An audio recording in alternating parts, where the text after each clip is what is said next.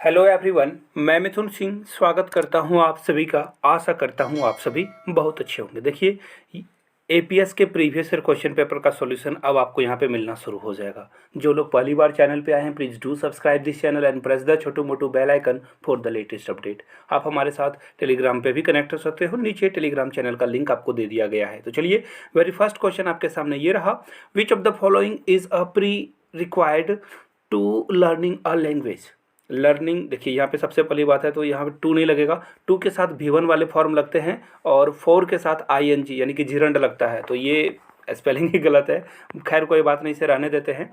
यहाँ पे देखिए, फिलहाल जो राइट आंसर होगा वो हमें चुनना है, ग्रामेटिकल एरर नहीं ढूंढना था। तो देखिए यहाँ पे जो राइट आंसर होगा वो क्या, मोटिवेशन होगा, इमिटेशन होगा, हैबिट फॉर्मेशन होगा या ऑरल अप्रोच होगा। तो देखिए यहाँ पे सबसे पहले क्वेश्चन क्या पूछा गया है। क्वेश्चन पूछा गया है कि आप किसी बच्चे को, जैसे जिसको कुछ बोलना नहीं आता है, तो देखना बचपन में जब भी बच्चा बैबलिंग करता है ना, कुछ भी बोलना शुरू करता है, तो आप उसे इनकरेज करते हो, है ना, बार बार उसे मोटिवेट करते हो बोलने के लिए, तब फिर वो मामा पापा ऐसा बोलना शुरू वो करता है। तो ये कहलाता है मोटिवेशन। यानी कि हमारा राइट आंसर क्या होगा, ऑप्शन ए आपका करेक्ट आंसर हो जाएगा 63 के लिए।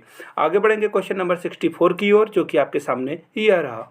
आपको बताना है कौन सा ब्लूम स्टॉक्स जो टैक्सोनॉमी है उसका डोमेन नहीं है। तो देखिए, ब्लूम टैक्सोनॉमी में आपको क्या क्या मिलता है पहले वो मैं आपको लिख के बता दूं। देखिए, वहाँ पे आपको मिलेगा कॉग्निटिव, ठीक है, कॉग्निटिव भी मिल जाएगा आपको, और मिलेगा उसके अलावा अफेक्टिव और साइकोमोटर।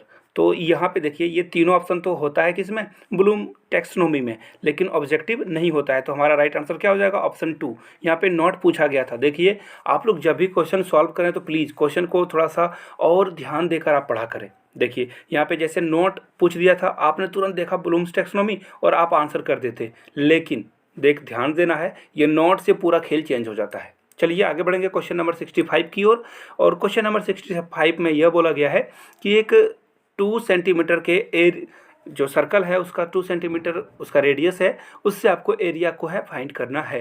तो बताइए इस क्वेश्चन को सॉल्व करने के लिए कौन सा कॉग्निटिव डोमेन वो यूज़ करेगा। तो सबसे पहले देख लीजिए, ये एक सर्कल है, यहाँ पे 2 सेंटीमीटर का एक रेडियस दिया हुआ है। तो ये 2 सेंटीमीटर का जो रेडियस दिया है, आप इसको एरिया निकालने के लिए फॉर्मूला पहले क्या होता है, तो आपको पता ही होगा कि जो सर्कल का एरिया होता है, area of circle is equal to pi R square, और ये फार्मूला उससे पता होगा तब वो सॉल्व कर पाएगा। तो देखिए, रिमेंबरिंग से काम नहीं चलेगा, क्योंकि आपको देखो सबसे पहली बात है पाई का भी वैल्यू पता होना चाहिए, तो ये तो रिमेंबर वाली बात हो गई, लेकिन यहाँ पे कैलकुलेशन भी करना होगा, फार्मूला भी अप्लाई करना होगा, तो ये तो ऑप्शन आपका कटा।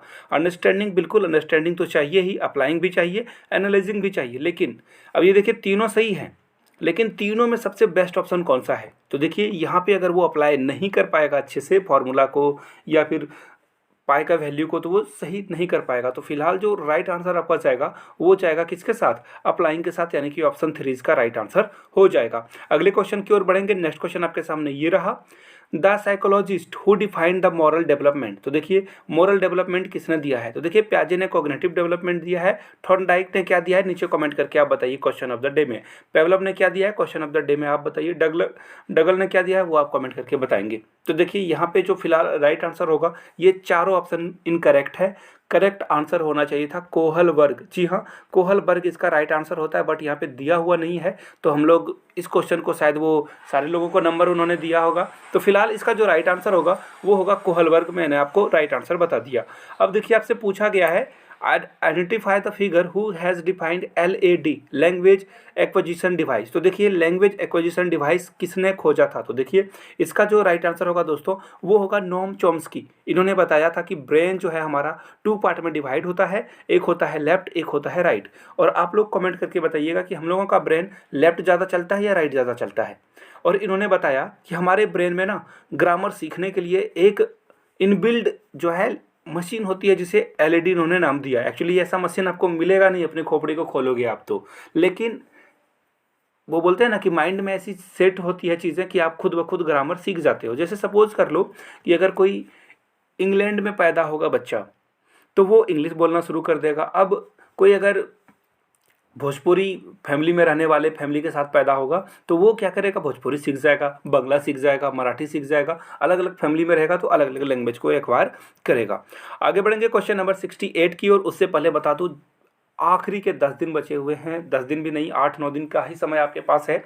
अगर आप नोट्स मेरे परचेस करना चाहते हो तो 499 के नोट्स को अब कम करके, आई रिपीट, कम करके इसे 200 रुपीज़ कर दिया गया है। आप 200 में नोट्स परचेज कर सकते हो। और अगर पेपर और नोट्स दोनों चाहिए, प्रीवियस ईयर पेपर, तो आप 250 का ट्रांजैक्शन करोगे तो आपको प्रीवियस ईयर क्वेश्चन पेपर और नोट्स दोनों मिल जाएगा। यहाँ से मेरी ईमेल आईडी देख लो, yourmithunsingh@gmail.com पे मेल कर लीजिए। If you are on Instagram then do follow me @imithunsingh, वहाँ से पेपर आप ले सकते हो। तो चलिए बढ़ेंगे क्वेश्चन नंबर 68 की ओर, जो कि आपके सामने ये रहा। RTE यानी कि राइट टू एजुकेशन, इसका फुल फॉर्म जान लीजिए। राइट टू क्या होता है? एजुकेशन। ये भी कई बार एग्जाम में आ चुका है, याद रखिएगा इस बात को। राइट टू एजुकेशन हो गया। तो आपसे पूछा गया है कि जो राइट टू एजुकेशन 2009 था, इसमें जो है कि कौन सा आर्टिकल जो है ना कॉन्स्टिट्यूशन ऑफ इंडिया इंडिकेट करता है इसके बारे में। तो देखिए मैं आपको इसका राइट आंसर बता दूं। इसका जो राइट आंसर होगा वो होगा आर्टिकल 21A होगा, जो कि आपका ऑप्शन नंबर 3 में है। अब मैं थोड़ा सा आपको और आर्टिकल के बारे में डील करता हूँ। देखिए जो आर्टिकल 22 है, ये सपोज कर लो आप अरेस्ट हो जाते हो, थाना में आपको बैठा दिया जाता है, पुलिस स्टेशन में, और वहाँ पे आपका राइट आर्टिकल 22 के तहत आप पूछ सकते हो कि मुझे किस जुर्म में गिरफ्तार किया गया है। आपको रीज़न जानने का राइट है, याद रखिएगा। आप इसमें और भी सेक्स जो है ABC इसमें बना होता है, जिसमें आप अपने वकील से बात कर सकते हो। 24 घंटे के अंदर आपको मजिस्ट्रेट के पास ले जाना होगा। तो ये आर्टिकल 22 में दिया गया है। अब देखिए आर्टिकल 44 में क्या होता है? UCC। जी हाँ, UCC यानी कि यूनिफॉर्म सिविल कोड, इसका फुल फॉर्म हुआ। आर्टिकल 44 का मतलब वो होता है। अब बच गया आर्टिकल 86। कमेंट करके बताइएगा 86 से क्या लेना देना है। क्वेश्चन ऑफ द डे में ये क्वेश्चन रहेगा।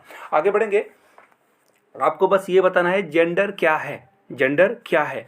बायोलॉजिकल आइडेंटिटी है। देखो सबसे पहले ना मैं आपको ये ऑप्शन भी नहीं देखूंगा, 2 इंपॉर्टेंट चीज़ें बता दूं। बार बार एग्जाम में, CTET के एग्जाम में तो झोला भर भर के ये क्वेश्चन पूछा जाता है। सबसे पहले जान लीजिए, जेंडर जो है ना, भगवान ने नहीं बनाया है, ये इंसानों ने, ह्यूमन बीइंग ने इसको पैदा किया है। जी हाँ, ह्यूमन बीइंग ने क्या पैदा किया? जेंडर। और सेक्स जो है ना, ये नेचुरल है, ये भगवान ने बनाया, ऐसा आप समझ सकते हो। सेक्स जो है ये नेचुरल चीज़ है, लेकिन ये जो जेंडर है ना, ये जेंडर हम लोगों की खुरापाती वाली दिमाग है कि हम लोगों ने इंसान को मेल, फीमेल, बायसेक्सुअल, असेक्सुअल वगैरह वगैरह लिख रखा है। तो फिलहाल आप समझ गए होंगे जेंडर क्या है। जेंडर है हमारा सोशल कंस्ट्रक्शन, यानी कि हम लोगों ने इसे पैदा किया है। और अगर यही पूछ दिया जाता सेक्स क्या है, तो सेक्स हो जाएगा बायोलॉजिकल एंटिटी, यानी कि A आंसर होता है इसका। तो फिलहाल जेंडर पूछा गया तो 4 आपका राइट आंसर हो जाएगा। आगे बढ़ेंगे नेक्स्ट क्वेश्चन के लिए। नेक्स्ट क्वेश्चन आपके सामने ये रहा, यहाँ से देख लीजिए। Children with individual difference should be taught in a school having teacher. देखिए आपके क्लास में ना अलग अलग इंडिविजुअल डिफरेंस के बच्चे हैं। सपोज कर लो कि ये आपका क्लासरूम है, यहाँ पे एक बच्चा है आयुष, जो कि बहुत तेज़ है। आयुष जो है बहुत तेज़ है। अब एक लड़की है सोनी, जो कि धीरे धीरे लिखती है या धीरे धीरे चीज़ों को समझती है। अब एक लड़का है आर्यन, और ये लड़का जो है सुन नहीं पाता है। अब यहाँ पे एक है लड़का सोनू, जो कि बोल नहीं पाता है। अब यहाँ पे एक लड़का जो है, ये है तुषार, जो कि ट्राइबल से आता है, उसे लैंग्वेज हिंदी बोलने में भी दिक्कत है, इंग्लिश बोलने में भी दिक्कत है। और यहाँ पे एक लड़का जो है मुकेश, वो बहुत तेज़ है, वो सारी चीज़ों को समझता है। तो इस क्लासरूम को आप कैसे डील करोगे? इंडिविजुअल सारे लोगों की रिक्वायरमेंट अलग अलग है। तो देखिए यहाँ पे क्या करना होगा आपको। यहाँ पे देखिए जो ऑप्शन नंबर आपका जो 70 का 3 है ना, वो देखिए आप अपने स्किल को यूज़ करोगे, अलग अलग बच्चे को डिफरेंट पेडागोजी के द्वारा, और जो डाइवर्स लर्निंग है वो सिखाओगे। सपोज कर लो कि ऐसा आप टेक्निक इस्तेमाल करोगे क्लासरूम में, जिससे सारे बच्चों का डेवलपमेंट अच्छे से एक साथ हो पाए। चलिए आगे बढ़ेंगे। उसे स्पेशल एजुकेटर भी बोला जाता है, इसकी ट्रेनिंग अलग से होती है। आगे बढ़ेंगे क्वेश्चन नंबर 71 की ओर। How can a teacher encourage her student to be. देखिए अगर आप अपने बच्चों को कैसे इंकरेज करोगे ना, मोटिवेट करोगे। वेट अ मिनट में पूरा क्वेश्चन आपको दिखा दूँ। फॉर सेक ऑफ लर्निंग, आप बच्चे को पढ़ाना चाहते हो तो कैसे आप उन्हें मोटिवेट करोगे। तो सबसे पहले पहला ऑप्शन देखिए, आप उसे डरा धमका दोगे, उसके अंदर चिंता का ये तो गलत बात हो गई, ये तो करना नहीं है आपको एज ए टीचर।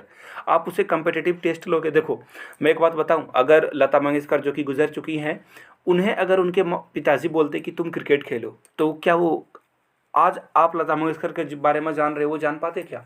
सपोज कर लो सचिन तेंदुलकर को अगर बोल दिया जाता कि तुम सिंगर बन जाओ, हो पाता क्या? तो कंपेटिटिव टेस्ट क्या होता है ना कि एक ही क्वेश्चन अलग अलग डिफरेंट जो बच्चे हैं उनसे टेस्ट लिया जाता है, तो ये तो गलत बात है। आगे बढ़ेंगे ऑप्शन 3 की ओर, by supporting them in a settling individual goal and their master. बिल्कुल सही, जी हाँ, जैसा बच्चा है उसी के अकॉर्डिंग आप उसे क्या करोगे, गोल सेट करोगे उसके लिए, और उसे जो है आगे बढ़ने के लिए मास्टरी दिखाओगे उसमें। तो फिलहाल जो राइट आंसर है 71 का वो हो जाएगा ऑप्शन नंबर 3। बढ़ेंगे 72 की ओर। अब आपके देखिए यहाँ पे जो क्वेश्चन पूछा गया है कि प्ले यानी कि बच्चा जब खेलता है तो अलग अलग उसके अंदर डेवलपमेंट होता है, तो वो किस कारण से होता है ये आपको बताना है। तो देखिए ऑप्शन मैं आपके सामने पढ़ देता हूँ। दे gain mastery over their body अपने बॉडी पर वो कंट्रोल कर लेते हैं और बहुत मास्टर बन जाते हैं, नहीं, ऐसा कुछ नहीं होता है। खेलने से इंटरटेनमेंट होता है, बच्चे लर्न भी करते हैं। It is a stimulus their sense, बिल्कुल ये भी बात हल्की सी सही है, वो प्लेजर के लिए खेलते हैं। और they acquire new skill and learn when use them. देखो अब सिंपल सी बात है, जब आप बहुत सारे गेम खेलते हो तो अलग अलग उसके रूल होते हैं, और इसी रूल को जो है ना आप आगे अपने लाइफ में भी सेट करते हो और नए नए चीज़ों को, नए नए स्किल को उसे जो है कन्वर्ट कर लेते हो। इसलिए गेम खेलना बहुत ज़रूरी है। तो राइट आंसर आपका क्या होगा, 72 का 4 हो जाएगा। आगे बढ़ेंगे अगले क्वेश्चन की ओर। नेक्स्ट क्वेश्चन आपके सामने ये रहा, which of the following option describe progressive education. Progressive education मतलब कि आप बच्चे को आगे बढ़ाओगे, प्रोग्रेसिव यानी कि उसे सारा डेवलपमेंट आपको कराना है। तो देखिए इसका जो राइट आंसर होगा, जब बच्चा क्या करेगा, लर्निंग बाय डूइंग करेगा, बच्चा खुद से करके देखेगा। हमेशा याद रखना, लर्निंग बाय डूइंग सबसे बेस्ट वे है किसी चीज़ को पढ़ाने का। तो हम लोग लर्निंग बाय डूइंग खोजेंगे, कहाँ पे है देखो, जी हाँ, ये 1 में ही मिल गया, यानी कि 73 का 1 राइट आंसर हो जाएगा। हम लोग लर्निंग बाय डूइंग, फिर उसे प्रोजेक्ट मेथड देंगे, कोऑपरेटिव मेथड देंगे, जहाँ से बच्चा एक दूसरे के हेल्प करके एक दूसरे को हेल्प करके सीखेगा। आगे बढ़ेंगे क्वेश्चन नंबर 74 की ओर, provision of mid day meal. देखिए बच्चों को सरकारी स्कूलों में मिड डे मील दिया जाता है, इससे क्या होगा, स्कूल के अटेंडेंस में इंक्रीज होगा। बिल्कुल सही बात है, ये सही चीज़ है। रिड्यूस ड्रॉप आउट यानी कि बच्चे जो बीच में ही स्कूल छोड़ देते हैं वो भी घटेगा, बिल्कुल सही बात है। और उसके बाद देखिए बच्चे के अंदर कोऑपरेटिव बिहेवियर आएगा। डिफरेंट कास्ट, डिफरेंट बैकग्राउंड के बच्चे एक साथ बैठकर एक ही खाना खाएंगे, तो उनके अंदर जो है ना इक्वालिटी वाली सेंस आएगी। क्या आएगी, इक्वालिटी उनके अंदर आएगा। तो ये बिल्कुल सही ऑप्शन है, तीनों ऑप्शन सही है, यानी कि ऑल ऑफ दीज आपका राइट आंसर हो जाएगा। आगे बढ़ेंगे क्वेश्चन नंबर 75 की ओर, Ranbir has learn type writing.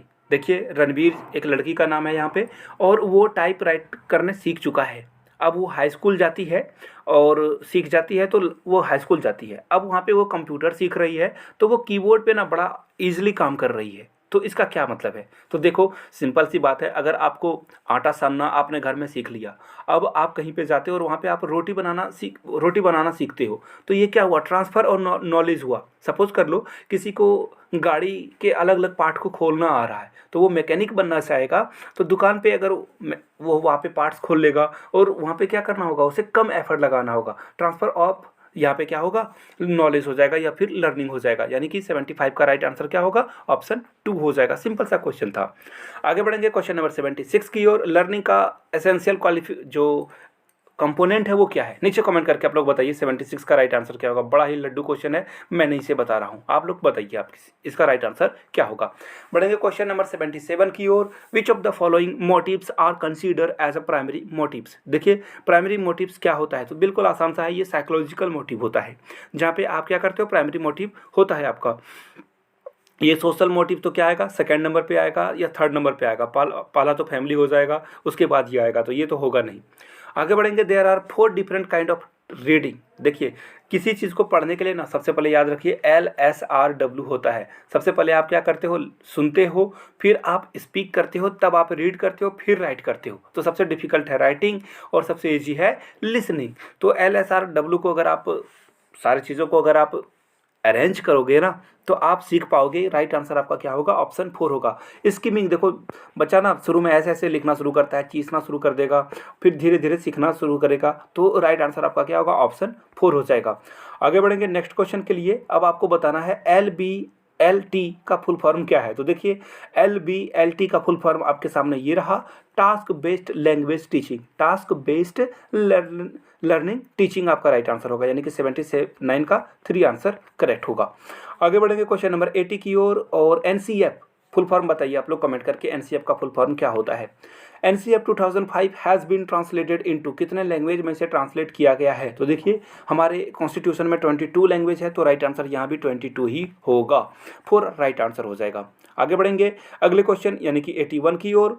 फोनिकल awareness refers to, देखिए फोनिकल का मतलब होता है साउंड, और साउंड की नॉलेज क्या दर्शाएगा। तो देखिए बढ़ते हैं ऑप्शन की ओर। पहला ऑप्शन है राइट, कट कर देंगे। यहाँ बोलने की बात हो रही है, यहाँ लिखने की बात होगी नहीं, ग्रामर की रूल की बात भी यहाँ पे नहीं होगी। देखिए reflect and manipulate the sound structure, speak fluently and accurately. देखिए बिल्कुल ये इसका जो राइट आंसर होगा 81 का, ये होगा ऑप्शन नंबर 4। आप फोनिकल अवेयरनेस से होगे तो आप आसानी से बोल पाओगे और एक्यूरेटली मतलब करेक्ट बोल पाओगे। ये भी हो सकता है ऑप्शन 3 भी सही है, रिफ्लेक्ट और मैनिपुलेट द साउंड स्ट्रक्चर, लेकिन सबसे जो पॉजिटिव वाइब है वो 4 के साथ आ रहा है, तो आपको 4 के साथ ही जाना चाहिए।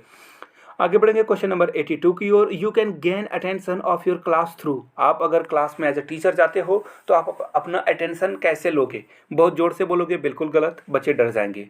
आप ब्लैक बोर्ड पे कुछ लिख दोगे, नहीं फर्क पड़ेगा, वो खेल रहे हैं तो खेलते ही रहेंगे।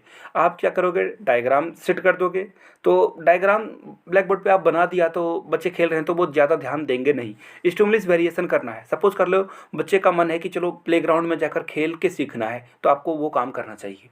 अगर बच्चे का मन है मैथमेटिक्स नहीं पढ़ने का, तो आप मैथमेटिक्स को गेम के थ्रू पढ़ा सकते हो। तो राइट आंसर आपका ऑप्शन 3 हो जाएगा। तो चलिए ये थी आज की क्लास, और जल्द ही और भी जो सब्जेक्ट्स बच गए हैं वो आपको फटाफट चैनल पे मिलेगा। नहीं हो तो चैनल को सब्सक्राइब कर लेना है, शेयर वगैरह कर देना है इस वीडियो को। Thank you so much for watching this video. Have a good day.